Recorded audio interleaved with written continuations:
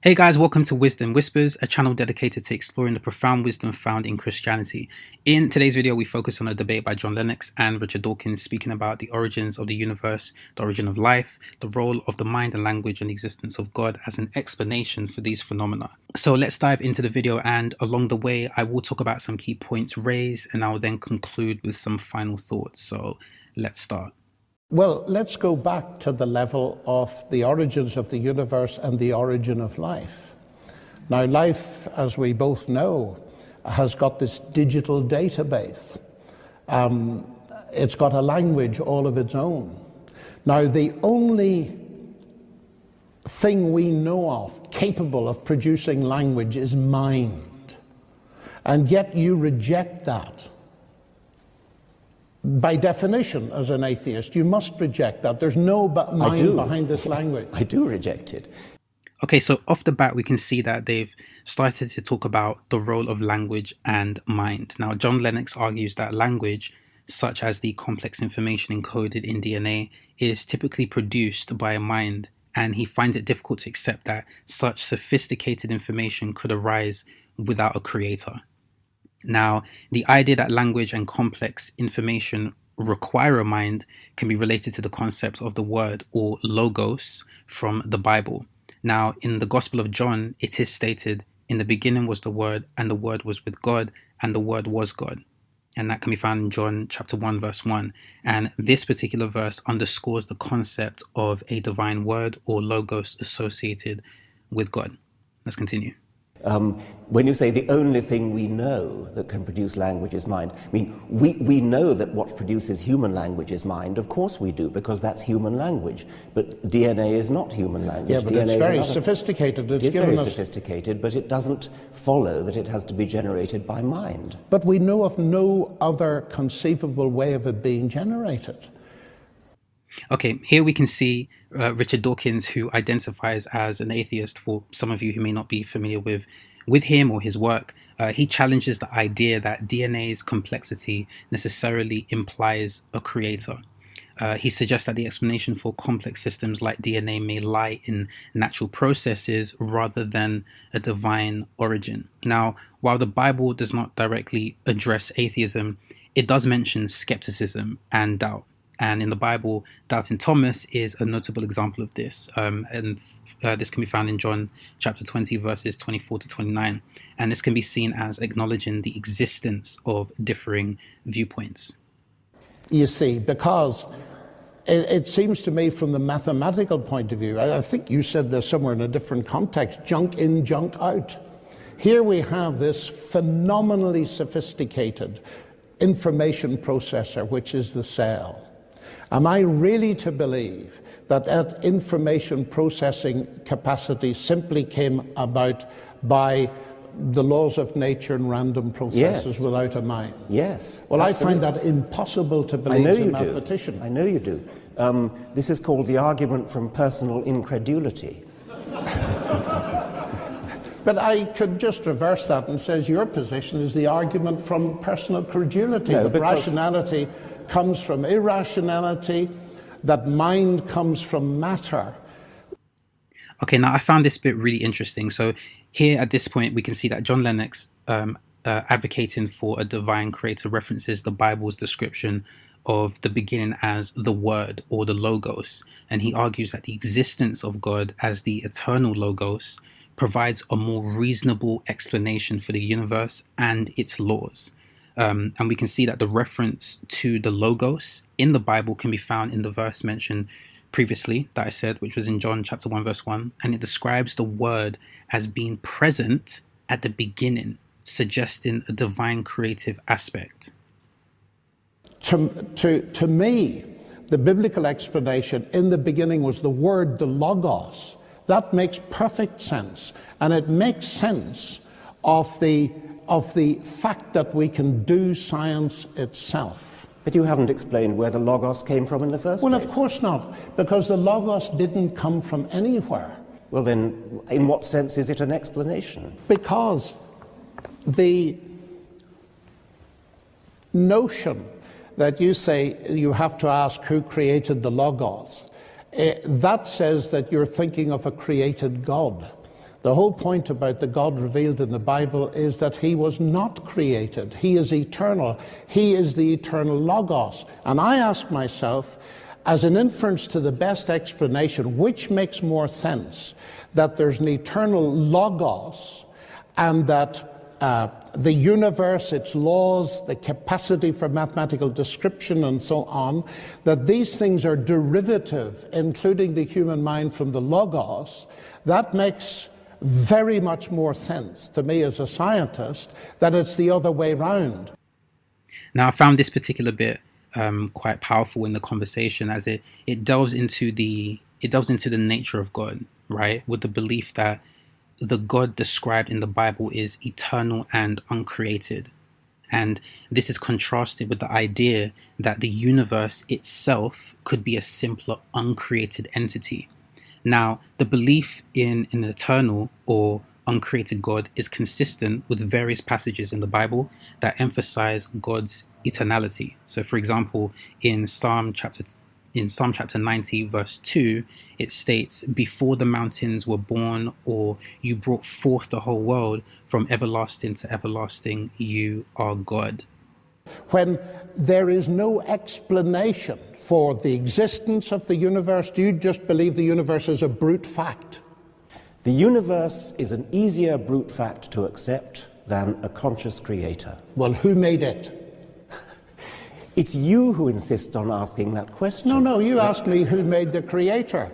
The universe created you, Richard. Who made it then? A God is a complicated entity which requires a much more sophisticated and difficult explanation than a universe, which is, according to modern physics, a very simple entity. It's a very simple beginning. It's not a negligible beginning, but it's a very simple beginning. That has got to be easier to explain than something as complicated as a God. Okay, now we can see at this point in the debate, Richard Dawkins emphasizes that science can explain complex phenomena, such as the development of brains through evolution. And he also argues that complex systems can emerge from simpler beginnings, given enough time and natural processes. Now, while the Bible does not directly address the concept of evolution, it acknowledges God as the creator. The discussion about complexity emerging from simpler beginnings aligns with the idea of God's creative power. Genesis 1 describes God creating the world and all living things. Yeah, you can't explain the existence of God, but I think you may have missed my question. I'm drawing a parallel.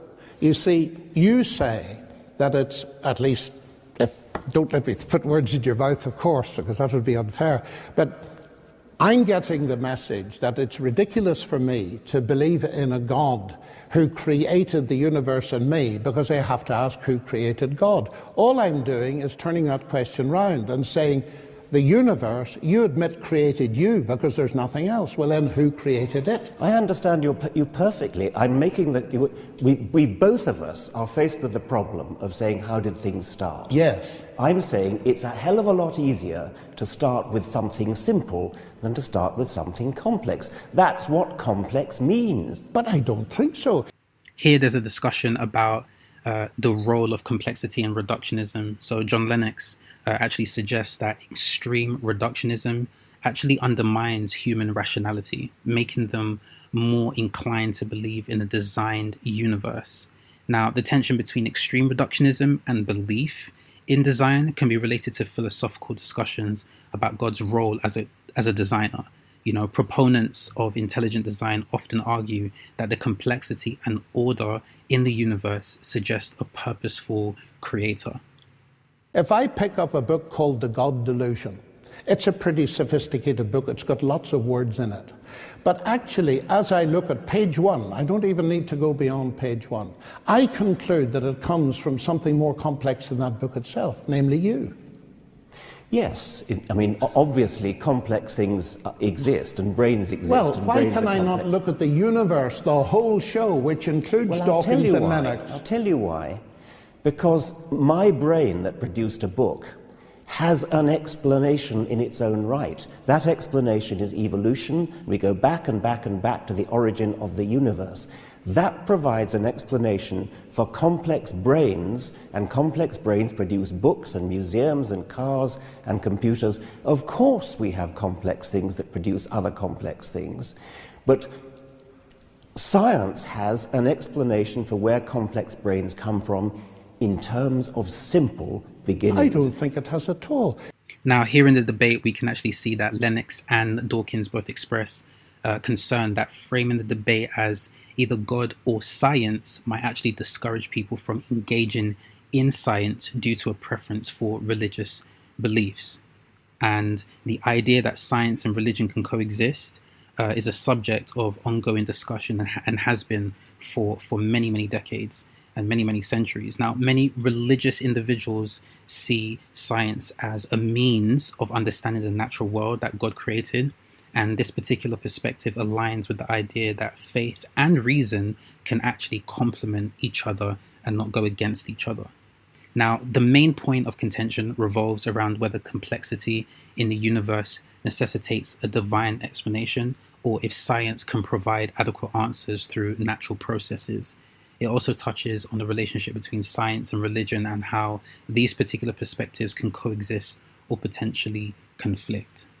At the level of the origin of life, reading the literature, even the recent literature, the word miracle comes up probably far too often for your liking anyway, that they're just going from, say, the self-organizational properties of low-level molecules that you got in some kind of primeval situation to the phenomenal self-organizational potentialities of macromolecules. There's just no way you can get there. Well, you're asserting that there's no way. We don't yet know what it is because there's a lot of work yet to be done. Science doesn't yet know everything. There are still gaps. Yeah, but I'm not ruling out the fact that there's a physical side to it and so on. But it seems to me that the fact that the basic description of this ancient language, and it's a very ancient language of DNA, points much more arguably to the existence of a logos, a divine logos who started it, than the notion that it's going to be exhaustively explained in purely naturalistic terms. Because I would still go back to the point I made earlier, although I don't want to harp on it. This extreme reductionism removes from me the very rationality which we use to have the discussion. So that I'm not simply terribly tempted to believe it's all been designed. I believe it's all been designed, but that doesn't, and here's something else that I'd like to bring up in this, that doesn't stop science. I fear sometimes that your dichotomy, either God or science, might put some people off science because they'd prefer God, and that would be a pity. Now, if you're still here at the end of the video, thank you guys for sticking around and watching this debate. And if you have any thoughts or you want to express your viewpoints, feel free to leave it down in the comments below. I'll be reading and I'll respond back to you. Other than that, make sure you subscribe to the channel.